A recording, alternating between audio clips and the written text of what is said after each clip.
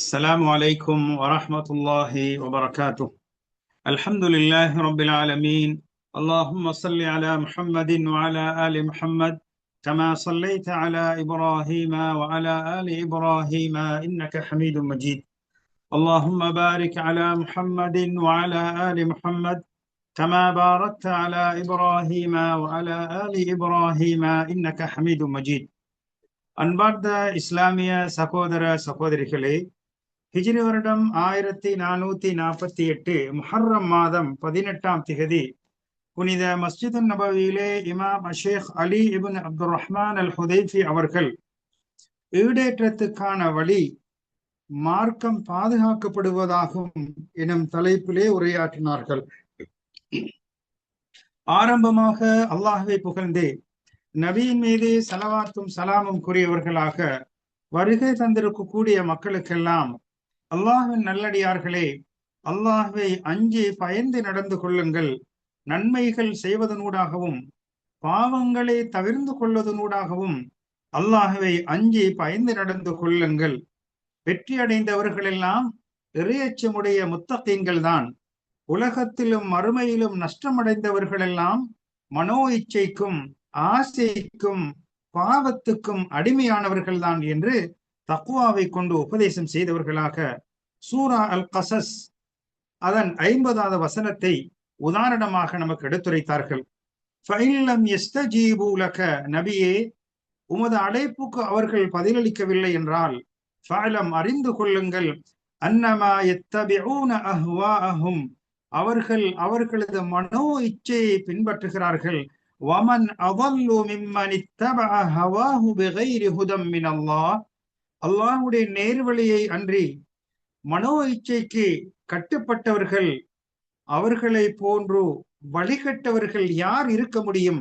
இன்னல்லாஹ லா யஹ்தில் கௌமல் ஸாலிமீன், அநியாயக்கார கூட்டத்துக்கு அல்லாஹ் நேர்வழி காட்ட மாட்டான் என்ற அந்த வசனத்தை கோடிட்டு தக்வாவை கொண்டு உபதேசம் செய்தவர்களாக, அன்பார்ந்தவர்களே, அல்லாஹ்வின் நல்லடியார்களே, அல்லாஹ்வின் தூதர் முஹம்மது ஸல்லல்லாஹு அலைஹி வஸல்லம் அன்னவர்கள் இஸ்லாத்தின் மரபுகள், மார்க்க விழுமியங்கள் சம்பந்தமான முக்கியமான சில விடயங்கள் ஒரே இடத்தில் ஒன்று சேர்ந்திருக்கக்கூடிய ஒரு வசியத்தை, உபதேசத்தை நபி அவர்கள் நமக்கு கூறுகிறார்கள்.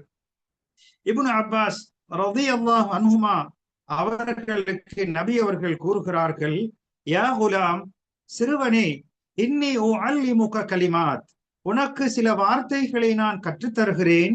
இஹ்ஃபதுல்லாஹ யஹ்ஃபதுக, அல்லாஹ்வை பாதுகாத்துக்கொள், அல்லாஹ் உன்னை பாதுகாப்பான். இஹ்ஃபதுல்லாஹ தஜிதுஹு துஜாஹக், அல்லாஹ்வை நீ பாதுகாத்துக்கொள், உன் முன்னே அல்லாஹ்வை நீ கண்டுகொள்வாய். இதா சஅல்த ஃபஸ்அலில்லாஹ், நீ ஒன்றை கேட்பதானால் அல்லாஹ்விடத்திலே கேட்பாயாக. வ இதஸ்தஅன்த ஃபஸ்தஇன் பில்லாஹ், உதவி கூறுவதானால் அல்லாஹ்வை கொண்டு உதவி கூறுவாயாக. வஅலம் அன்னல் உம்மத லவ் இஜ்தமஉ அலா அன் யன்ஃபஊக பிஷைஇன் லன் யன்ஃபஊக இல்லா பிஷைஇன் கத் கதபஹு அல்லாஹு லக், இந்த உம்மத்தினர்கள் அனைவரும் ஒன்று சேர்ந்து உனக்கு பயனுள்ள ஒரு விடயத்தை செய்வதற்கு ஒன்றுபட்டாலும் அல்லாஹ் அவனது விதியிலே எழுதியதை தவிர வேறு எந்த பயன்பாட்டையும் உங்களுக்கு செய்துவிட முடியாது.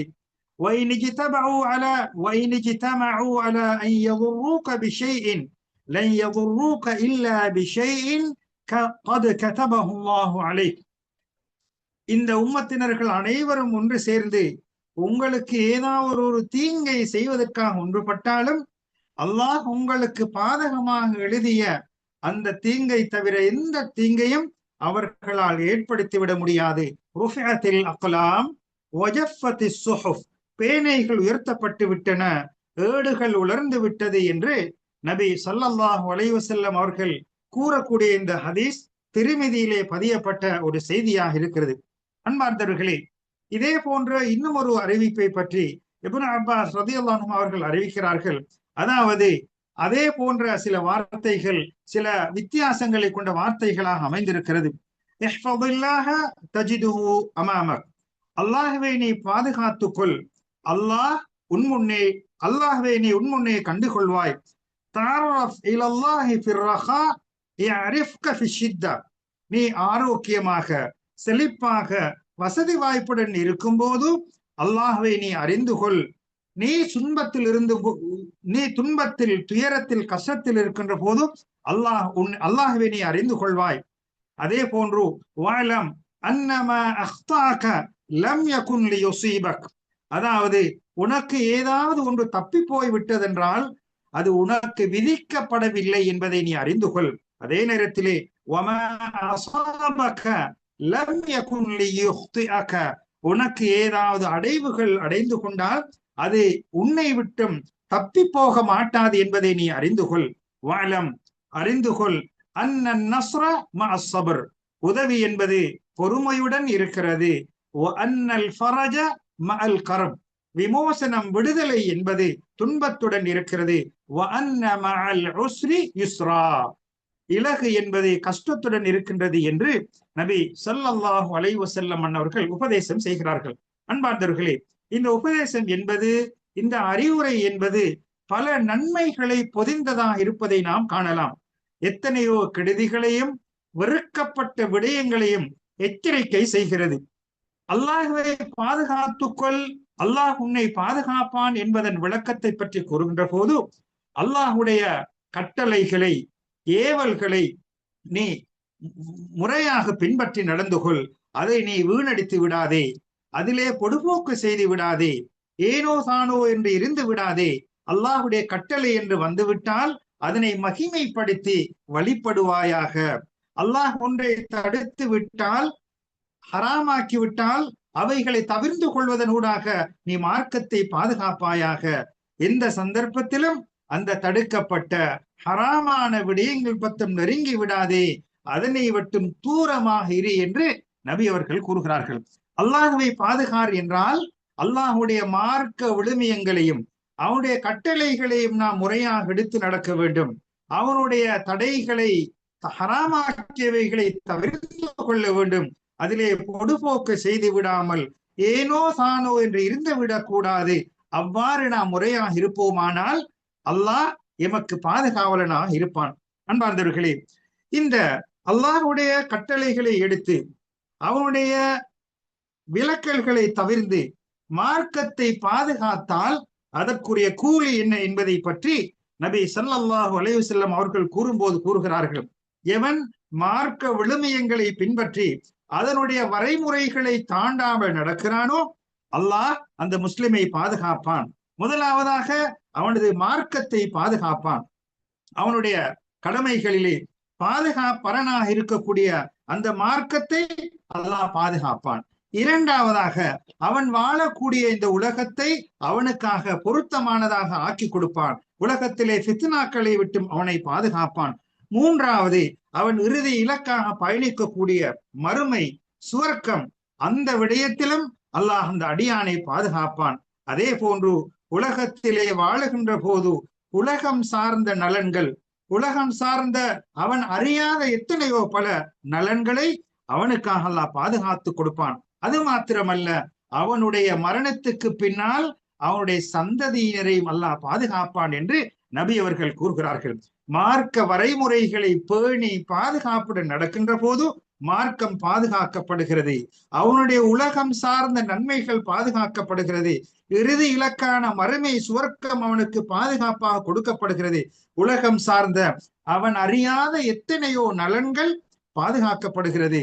அது மாத்திரமல்ல, மரணத்துக்கு பின்னால் அவனுடைய சந்ததியினர் கூட பாதுகாக்கப்படுவார்கள் என்ற கருத்தை நபி ஸல்லல்லாஹு அலைஹி வஸல்லம் அவர்கள் கூறுகிறார்கள். அன்பார்ந்தவர்களே, அல்லாஹ் சுப்ஹானஹு வ தஆலா கூறுகிறார், யார் ஒரு மனிதன், அது ஆணாக இருந்தாலும் பெண்ணாக இருந்தாலும் முஃமினான நிலையிலே நல்லமல்கள் செய்கின்ற போது அவனுக்கு உலகிலே மனமான வாழ்வை கொடுப்போம் என்று அல்லாஹ் வாக்களிக்கிறான். அது மாத்திரமல்ல, மரணத்துக்கு பின்னால் அவர்கள் செய்த செயலுக்காக மிக அழகான கூலிகளை நாம் வழங்குவோம் என்று அல்லாஹ் வாக்களிக்கிறான். அன்பார்ந்தவர்களே, அதே போன்றுதான்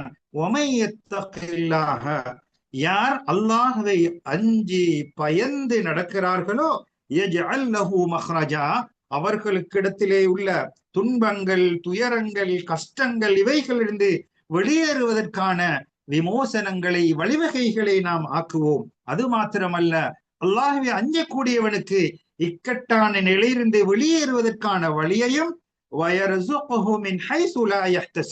அவன் அறியாத விதத்திலே அவனுக்கு வாழ்வாதாரங்களையும் உணவையும் கொடுப்போம் என்று அல் குர்ஆன் கூறுகிறது. யார் அல்லாஹ்வின் மீது பரம் சாட்டுகிறானோ, தவக்குள் வைக்கிறானோ, அல்லாஹ்வே அவனுக்கு போதுமானவனாக இருக்கிறான் என்று அல் குர்ஆன் கூறுகிறது. அன்பார்ந்தவர்களே, நாம் சூரா அல் கஹ்ஃபிலே நாம் அடிக்கடி ஓதக்கூடிய அந்த சூறாவிலே மூசா அலைஹிஸ்ஸலாம் அவர்களும் ஹதர் அலைஹிஸ்ஸலாம் அவருடைய சம்பவத்தை பற்றி கூறும்போது ஒரு விடயத்தை நாம் அங்கே பார்க்கிறோம். அங்கே இருவரும் பயணிக்கின்ற போது அங்கே ஒரு ஊரிலே விருந்தை கேட்கிறார்கள். ஆனால் விருந்து கொடுக்கப்படவில்லை. அந்த ஊரிலே உள்ள ஒரு சிவர் விழப்போகிறது. அந்த விளக்குடைய சிவரை இவர்கள் கட்டுகிறார்கள். உயர்த்தி அதனை செவ்வனே நேர்த்தியாக நேரானதாக ஆக்குகிறார்கள்.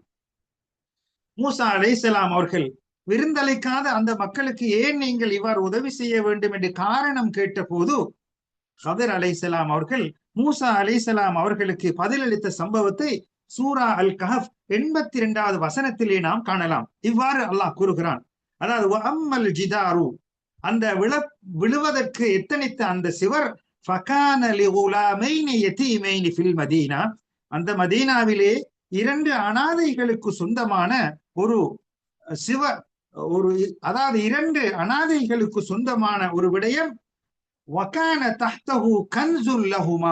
அந்த சிவருக்குள்ளால் 2 அனாதைகளுக்கு சொந்தமான ஒரு புதையல் இருக்கிறது. அந்த 2 அனாதை குழந்தைகளுடைய பெற்றோரும் நல்லவர்களாக சாலிஹானவர்களாக இருந்தார்கள் என்று அல் குர்ஆன் இங்கே கோடிட்டு காட்டுகிறது. அந்த 2 அனாதை குழந்தைகளும் வாலிப பருவத்தை அடைகின்ற போது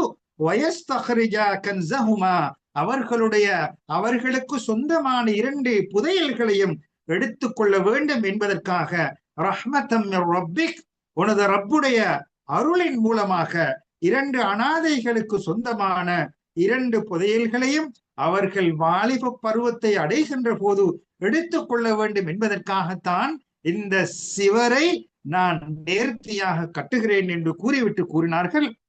வமா ஃபஅல்துஹு அன் அம்ரி, இது எனது இஷ்டப்படி நான் செய்யவில்லை என்பதையும் ஹதிர் அலைஹிஸ்ஸலாம் அவர்கள் மூசா அலைஹிஸ்ஸலாம் அவர்களுக்கு கூறுகிறார்கள். அன்பார்ந்தவர்களே, இதனூடாக நாம் படிக்கக்கூடிய படிப்பினை தான் வகான அபூஹுமா சாலிஹா, அந்த 2 குழந்தைகளுடைய பெற்றோர்களும் சாலிஹானவர்களாக இருந்தார்கள்.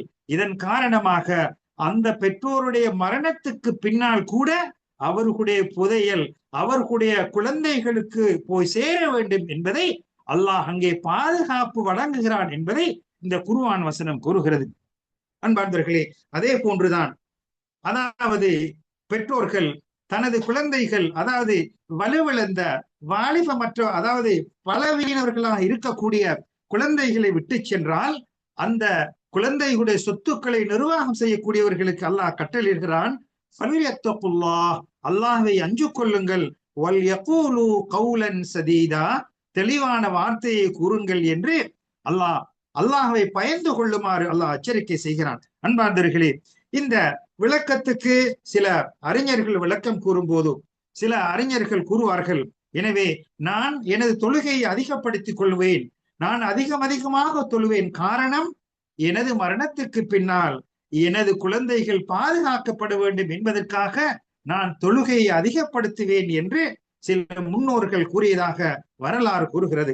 அன்பார்ந்தவர்களே, எனவே அல்லாஹ் சுப்ஹானஹு வ தஆலா நல்லறன்கள் செய்கின்ற போது, நல்லமல்கள் செய்கின்ற போது அதற்கான பாதுகாப்பை அல்லாஹ் வழங்குவான் என்பதை உத்தரவாதப்படுத்தக்கூடிய செய்திகளாக இவைகள் அமைகின்றது. அன்பார்ந்தவர்களே, யார் ஒரு மனிதன் நல்லமல்கள் செய்கிறானோ அவனை அல்லாஹ் சுப்ஹானஹு வ தஆலா பாதுகாப்பான் என்றால் ஏனைய விடயங்கள் அல்லாஹ் பாதுகாப்பது என்பது மிகவும் இலகுவான உறுதியான ஒரு விடயம் என்பதை நாம் அறிந்து கொள்ளலாம். அல் குர்ஆன் கூறுகிறது, தொழுகையையும் அதாவது நடுத்தொழுகையையும் நீங்கள் பாதுகாத்துக் கொள்ளுங்கள் என்று அல்லாஹ் கூறுகிறான். இன்னும் ஒரு வசனத்திலே வல்லதீனஹும் அலா ஸலவாத்திஹிம் யுஹாஃபிதூன். முஃமின்களுடைய பண்புகளை பற்றி கூறும்போது அவர்களுடைய தொழுகையிலே பாதுகாப்பாக அதை முறையாக நிறைவேற்றுவார்கள். உலாயிக ஹுமுல் வாரிசூன் அல்லதீன யரிசூனல் ஃபிர்தௌஸ ஹும் ஃபீஹா காலிதூன்.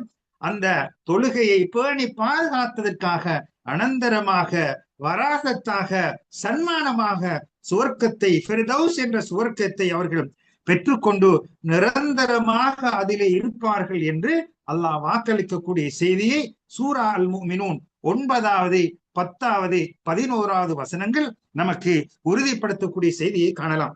அன்பார்ந்தவர்களே, யார் தொழுகைகளை ஜமாஅத்துடன் முழுமையாக நிறைவேற்றுகிறார்களோ, அதே போன்று இஸ்லாத்துடைய ஏனைய கடமைகளை நிறைவேற்றினால் அதற்குரிய கூலி கிடைக்கும், பாதுகாப்பு கிடைக்கும், அல்லாஹுடைய உத்தரவாதம் உண்மையாக நிறைவேற்றப்படும் என்பது சர்வசாதாரணமாக அறிந்து கொள்ளக்கூடிய விடயமாக இருக்கிறது. தொழுகையை நிறைவேற்றி ஜகாத்தையும் கொடுத்து வருவான் என்றால் அவன் பொருளாதாரத்தின் மூலமாக வரக்கூடிய வேதனையை விட்டும் அவன் பாதுகாப்பு பெறுவான். பொருளாதார பிரச்சனைகளிலிருந்து பாதுகாப்பு பெறுவான். அல்லாஹ் அவனை பொருந்திக் கொள்வான்.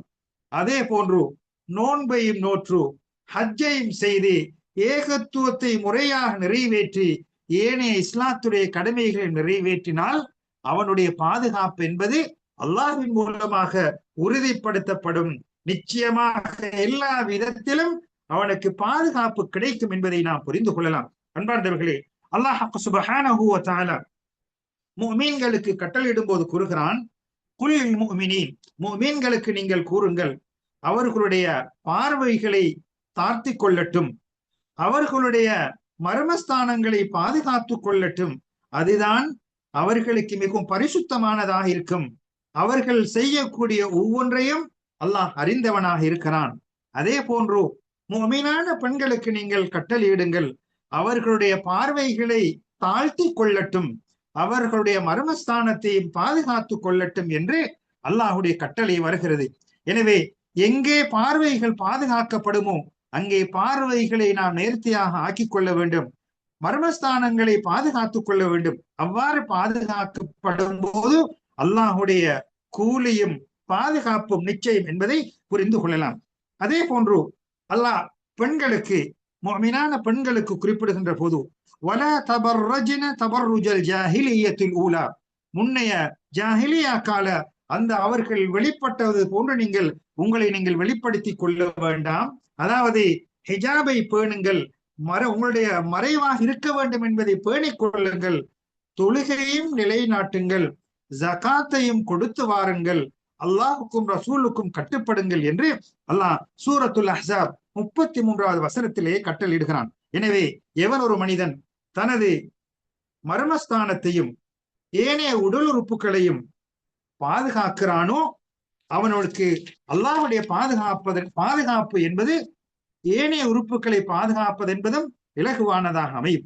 நபி அவர்கள் கூறுகிறார்கள், எவன் ஒரு மனிதன் 2 தாடைகளுக்குள்ள அந்த நாவையும் 2 கால்களுக்கு இடையில் உள்ள மர்மஸ்தானத்தையும் பாதுகாப்பதில் உத்தரவாதம் அளிக்கிறானோ அவனுக்கு சுவர்க்கத்தை நான் உத்தரவாதம் அளிக்கிறேன் என்று நபி அவர்கள் உத்தரவாதம் அளிக்கிறார்கள். நாவும் மர்மஸ்தானமும் பாதுகாக்கப்படுவதிலே உத்தரவாதம் கிடைக்கும் என்றால் சுவர்க்கம் நிச்சயம் என்பதை இதனூடாக நாம் புரிந்து கொள்ளலாம். அன்பார்ந்தவர்களே, நபி ஸல்லல்லாஹு அலைஹி வஸல்லம் அன்னவர்கள் கூறிய அந்த ஹதீஸுடைய விளக்கத்தை நாம் பார்ப்போமானால், நீங்கள் அல்லாஹ்வை பாதுகாத்துக் கொள்ளுங்கள், அல்லாஹ்வை உங்கள் முன்னே கண்டுகொள்வீர்கள் என்பது. நீங்கள் அல்லாஹ்வுடைய மார்க்கத்தை, அவன் விரும்பக்கூடிய வணக்கத்தை முறையாக நிறைவேற்றுகின்ற போது அல்லாஹ் உங்கள் முன்னே வருவான். அதாவது உங்களுக்கு அருள் புரிவான், உதவி செய்வான், ஒத்தாசையாக இருப்பான், உங்களை கண்காணிப்பான், உங்களுக்கு அபிவிருத்திகளையும் கொடைகளையும் தருவான், எல்லா விதமான வெறுக்கத்தக்க கெடுதிகளை விட்டும் பாதுகாப்பான். உங்களுக்கு ஏதாவது ஒரு தீங்குகள் நடந்தால் கூட அதிலும் கூட ஒரு உயர்வையும் நன்மையை அல்லாஹ் ஆக்கி வைத்திருப்பான். மேலும் அந்த துன்பங்கள் துயரங்கள் ஏற்படுகின்ற போது அதிலே உங்களுக்கு அல்லாஹ் மறுமைக்காக சில நன்மைகளை சேமித்து வைத்திருப்பான் என்று நபி அவர்கள் விளக்கம் கூறுகிறார்கள். அன்பார்ந்தவர்களே, இந்த ஹதீஸுக்கு விளக்கம் கூறுவதை போன்ற இன்னும் ஒரு செய்திதான் நபி அவர்கள் கூறுகிறார்கள், அஜபன் லி அம்ரில் முஃமின், ஒரு முஃமினுடைய எல்லா விடயங்களும் அபூர்வமானதாக இருக்கிறதே. இன்ன அம்ரஹு குல்லஹு கைர். ஒரு முஃமினுடைய இறை விசுவாசியுடைய அனைத்து விடயங்களும் நன்மையாகத்தான் இருக்கிறது. இன் அசாபத் அவனுக்கு நன்மையான விடயங்கள், அதாவது மகிழ்ச்சியான விடயங்கள், அடைவுகள் அவனுக்கு கிடைத்து விட்டால் அவன் அதற்கு நன்றி செலுத்துவான். அது அவனுக்கு நன்மையாக இருக்கும். சபர், அவன் விரும்பத்தகாத கெடுதிகள் ஏதும் அவனுக்கு அடைந்து விட்டதென்றால், கெடுதிகள் ஏற்பட்டு விட்டால் பொறுமை கொள்வான். அதுவும் அந்த பொறுமை அவனுக்கு நன்மையாக இருக்கும். இந்த இன்பத்தின் போது நன்றி உடையவனாக இருப்பதும் துன்பத்தின் போது பொறுமை கொள்வதும் இரண்டு நிலைகளும் தடம் புரளாமல் நடுநிலையாக இருப்பது என்பது ஒரு முஃமினுக்குத்தான் முடியும் என்பதை நபி ஸல்லல்லாஹு அலைஹி வஸல்லம் அவர்கள் கூறுகிறார்கள். அன்பார்ந்தவர்களே, அதே போன்று நீங்கள் ஒன்றை கேட்டால் அல்லாஹ்விடத்திலே கேளுங்கள். உங்களுடைய எல்லா தேவைகளையும் உலகத்தை படைத்து ஆளக்கூடிய அந்த ஆட்சியாளன் அல்லாஹ்விடத்திலே கேளுங்கள். அவனிடத்தில் தான் உலகமும் மறுமையும் இருக்கிறது. இந்த உலகத்திலே உள்ள பொக்கிஷங்களின் அனைத்து விடயங்களும் அவனுக்குத்தான் சொந்தம். அவன் உலகத்திலே கேட்கக்கூடிய அனைத்து மக்களுக்கும் அவனுடைய பொக்கிஷம் அந்த ஹசானாவிலிருந்து கொடுத்தாலும், ஒவ்வொருவருடைய கேள்விகளை நிறைவேற்றினாலும் அந்த ஹசானாவிலிருந்து எதுவும் குறைந்து விட போவதில்லை. ஒரு உதாரணம் கூறினார்கள். ஒரு ஊசியை கடலிலே போட்டு வெளியில் எடுத்தால் எவ்வாறு அந்த ஊசியில் தண்ணீர் சொட்டு வருமோ அதே போன்ற ஒரு குறைவுதான் ஏற்படுமே அல்லாமல் எந்த குறைவுகளும் ஏற்பட மாட்டாது. ஆனால் எங்கே உறுதியுள்ளவர்கள், எங்கே அல்லாஹ்விடத்திலே நிரந்தரமாக கேட்கக்கூடியவர்கள் என்று ஒரு கேள்வியாக கேட்கிறார்கள். எனவே கேட்கப்படக்கூடியவன் அல்லாஹ்வாக இருக்கிறான். கேட்கக்கூடியவர்கள் படைப்பினங்களாக இருக்கிறோம். எனவே அனைத்து தேவைகளையும் அல்லாஹ்விடத்திலே தான் கேட்க வேண்டும் என்பதை நபி அவர்கள் நமக்கு விளங்கப்படுத்துகிறார்கள். அதே போன்று உதவி கூறுவதானால் அல்லாஹ்வை கொண்டு உதவி கூறுங்கள். வணக்கங்களே மிகவும் பெரிய வணக்கமாக உதவி தேடுதல் இருக்கிறது. இதன் காரணமாகத்தான் ஒவ்வொரு தொழுகையிலும் நாம் இய்யாக நஅ்புது வ இய்யாக நஸ்தஈன், யா அல்லாஹ் உன்னையே வணங்குகிறோம், உன்னுடமே உதவியும் தேடுகிறோம் என்று ஒரு நாளைக்கு விரும்பியோ விரும்பாமலோ 17 விடுத்தங்கள் தொழுகையிலே கூற வேண்டும் என்பதை அல்லாஹ் கடமையாக்கி இருப்பதை நாம் பார்க்கிறோம். அன்பார்ந்தவர்களே, எனவே நாம் எல்லா காரியங்களிலும் எல்லா விடயங்களிலும் அல்லாஹுக்கு மாத்திரம் சக்தி உள்ள, அவன் மாத்திரம்தான் நிறைவேற்றுவதற்கு தகுதியான விடயங்களிலே அல்லாஹ்விடத்திலே மாத்திரம் நாம் உதவி தேட வேண்டும். படைப்பினங்களிடத்திலே உதவி தேடுவது என்பது அவர்களுக்கு முடியாத, படைப்பாளனுக்கு மாத்திரம்தான் முடியுமான விடயங்களே படைப்பினங்களிடத்தில் நாம் உதவி கோருவது என்பது அல்லாஹுக்கு வணக்கத்திலே இணை வைப்பது போன்றதாக மாறிவிடும். அல்லாஹ் பாதுகாக்க வேண்டும். எனவே உதவி என்பது அல்லாஹ்வை கொண்டுதான் கேட்க வேண்டும். அன்பார்ந்தவர்களே, அதே போன்று பேனைகள் உயர்த்தப்பட்டு விட்டது, ஏடுகள் காய்ந்து விட்டது என்பது அல்லாஹுடைய விதியும் கலாவும் நிர்ணயமும் நிர்ணயிக்கப்பட்டு விட்டது. எனவே அதில் எந்த மாற்றங்களும் நடைபெற மாட்டாது, எந்த திருத்தல்களும் நடைபெற மாட்டாது. எனவே யாருக்கு எது எழுதப்பட்டுள்ளோ அது அவனுக்கு கிடைக்கும், எது எழுதப்படவில்லையோ அவனுக்கு அது கிடைக்க மாட்டாது என்பதிலே உறுதியான ஈமானுடன் இருக்க வேண்டும். அதே போன்று நாம் மகிழ்ச்சியாக இருக்கின்ற போது அல்லாஹ்வை அறிந்து கொள்வது என்பது, அதாவது நாம் சந்தோஷமாக இருக்கும் போது சாலிஹான அமல்கள், நல்லமல்கள் செய்ய வேண்டும். அவ்வாறு நல்லமல்கள் செய்யும் போது, பொருளாதாரத்திலே இருக்கும் போது உதவிகள் செய்ய வேண்டும், இன்பத்திலே இருக்கும் போது பிறர் துன்பத்திலே பங்கு கொள்வது, இவ்வாறாக நாம் ஆரோக்கியத்துடன் சந்தோஷமாக இருக்கின்ற போது நல்லமல்கள் எம்மீது ஏற்படும் என்றால், எம்மீது வெளிப்படும் என்றால், நாம் கஷ்டத்தில் இருக்கின்ற போது அல்லாஹ் நமது கஷ்டத்தை போக்குவதற்கு, நமது துன்பத்தை நீக்குவதற்கு அல்லாஹ் வருவான். எல்லா விதமான துன்பங்களையும் அல்லாஹ் நீக்குவான் என்பதுதான் இதற்கான விளக்கமாக இருக்கிறது. எனவே செல்வ செழிப்புடன் இருக்கும் போது, ஆரோக்கியமாக இருக்கும் போது நாம் பிறரை கவனிக்க வேண்டும், முடியுமான உதவிகளை செய்ய வேண்டும், நல்லமல்கள் செய்ய வேண்டும் என்பதை இது நமக்கு கூறுகிறது. அதே போன்று உதவி என்பது பொறுமையுடன் இருக்கின்றது என்பதை அல்லாஹ் இணைத்து கூறியிருக்கிறான். அதே போன்று விமோசனம் என்பது கஷ்டத்துடன் இருக்கிறது, இலகு என்பது சிரமங்களுடன் இருக்கின்றது என்பதை அல்லாஹ் இணைத்து கூறியிருப்பதை நாம் பார்க்கிறோம். எனவே பொறுமையுடன் உதவி என்பது நிச்சயம். கஷ்டத்துடன் விமோசனம் என்பதும் நிச்சயம். அதே போன்று கஷ்டத்துடன் விடுதலை என்பது நிச்சயம் என்பதை, கஷ்டத்துடன் இலகு என்பது நிச்சயம் என்பதை இதனூடாக நாம் புரிந்து கொள்ளலாம். எனவே இந்த நபி அவர்களுடைய இந்த கூற்றுக்கள் என்ற அந்த அலம் நஷ்ரா சூறாவிலே வரக்கூடிய வசனம் நமக்கு தெளிவாக விளங்கப்படுத்துகிறது. நிச்சயமாக கஷ்டத்துடன் இலகு இருக்கிறது, நிச்சயமாக கஷ்டத்துடன் இலகி இருக்கின்றது என்று 2 முறை அல் குர்ஆனில் அல்லாஹ் கூறுகிறான். எனவே நிச்சயமாக இலகுத்தன்மை என்பது கஷ்டத்துக்கு பின்னால் கிடைக்கும் என்பதை நாம் புரிந்து கொள்ளலாம். அன்பார்ந்தவர்களே, எனவே இந்த நபியுடைய இந்த உபதேசம், இந்த ஹதீஸ் நமக்கு உடல் சார்ந்த உள்ளம் சார்ந்த வணக்கங்களை நல்லறன்களை கோடிட்டு காட்டுவதை நாம் காணலாம். எனவே வெற்றி அடைந்தவர்கள் எல்லாம் நல்லறன்கள் செய்தவர்கள் தான். தோல்வி அடைந்தவர்கள் இந்த அமல்களை அவர்களால் செய்ய முடியாமல் தப்பி போனவர்களாகத்தான் இருக்க முடியும். எனவே நல்லறன்கள் செய்தவர்கள் வெற்றி அடைவார்கள், அதனை விட்டு தூரமானவர்கள் நஷ்டமடைவார்கள் என்பதை இதனூடாக நாம் புரிந்து கொள்ளலாம். அன்பார்ந்தவர்களே, எனவே அல்லாஹ் சுப்ஹானஹு வ தஆலா நமக்கு தந்திருக்கக்கூடிய இந்த சந்தர்ப்பங்களை நல்ல முறையில் பயன்படுத்திக் கொள்ள வேண்டும். அன்பார்ந்தவர்களே, நல்லறன்கள் சாலிஹான வணக்கங்கள் நீங்கள் செய்திருந்தால் அவைகளை நீங்கள் பாதுகாத்துக் கொள்ளுங்கள். அதனை தவிடுபொடியாக்குவதோ, அதனை பாழாக்குவதோ, அதனை செல்லா காசாக ஆக்குவதோ இது போன்ற மிகவும் விரும்பத்தகாத வேலைகள் ஈடுபட்டு விட வேண்டாம் என்று இமாம் அவர்கள் உருக்கமாக கூறினார்கள். நல்லறன்கள் செய்துவிட்டால் அவைகளை பக்குவமாக பாதுகாத்துக் கொள்ள வேண்டும். அதற்குரிய கூலியை அல்லாஹ்விடத்திலே எதிர்பார்க்க வேண்டும். அதே நேரத்திலே ஓய்வு நேரங்கள் வரும்போது, நமக்கு வேலை பளுகள் குறையும் போது நாம் மிகவும் கவனமாக நடந்து கொள்ள வேண்டும்.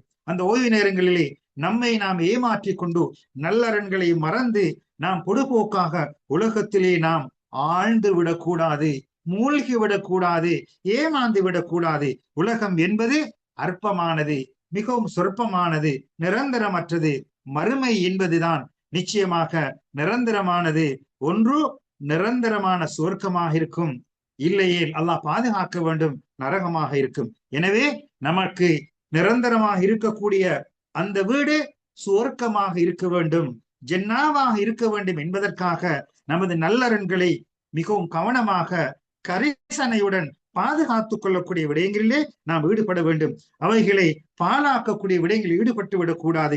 அல் குர்ஆனிலே அல்லாஹ் சூரா காஃப் 30வது வசனம் முதல் 35வது வசனம் வரையிலே கூறுகிறான், மன் ஹஷியர் ரஹ்மான பில் கைபி வஜாஅ பிகல்பின் முனீப். அதாவது மறைமுகமாக அல்லாஹ்வை பயந்து நல்ல உள்ளத்துடன் வரக்கூடிய மனிதர்களுக்கு மறுமையிலே கூறப்படும் உதுகுலூஹா பிஸலாம் ذلك يوم الخلود. நீங்கள் சாந்தியுடன் சலாமுடன் நுழையுங்கள் என்று, இதுதான் உங்களுடைய நிரந்தர வீடு, நிரந்தரமான நாள் என்று அவர்களுக்கு சொல்லப்படும் என்ற விடயத்தை அல் குர்ஆனிலே அல்லாஹ் கூறுகிறான். எனவே நல்லறன்கள் செய்ய வேண்டும், சாலிஹான வணக்கங்களை செய்ய வேண்டும். ஆனால் நமது உள்ளத்தை பாதுகாத்துக் கொள்ள வேண்டும். உள்ளம் சாந்தமானதாக, நேர்த்தியானதாக, பக்குவமானதாக, அல்லாஹ்வை அஞ்சக்கூடியதாக இருக்கும் என்றால் அந்த உள்ளம்தான் மார்க்கத்தை முறையாக பின்பற்றுவதற்கு, அல்லாஹ்வுடைய கட்டளைகள் எடுத்து நடப்பதற்கு, அல்லாஹ்வுடைய தடைகளை தவிர்த்து நடந்து கொள்வதற்கு, அந்த உள ஆரோக்கியம், உள சாந்தி, உள்ள பரிசுத்தம் என்பது உதவியாக இருக்கும். எனவே வல்லவன் அல்லாஹ் உண்மையான ஈடேற்றத்தை பெறுவதற்கு மார்க்கம்தான் பாதுகாக்கப்பட வேண்டும் என்று அமைத்திருக்கின்ற போது அந்த மார்க்க விழுமியங்களை முறையாக முழுமையாக பின்பற்றி பேணி நடக்கக்கூடிய நன்மக்களாக நம் அனைவர்களையும் அல்லாஹ் ஆக்கி அருள் புரிவானாக. ஆமீன். வஆகிரு தஅவானா அனில் ஹம்துலில்லாஹி ரப்பில் ஆலமீன். வஸ்ஸலாமு அலைக்கும் வரஹ்மத்துல்லாஹி வபரகாத்துஹு.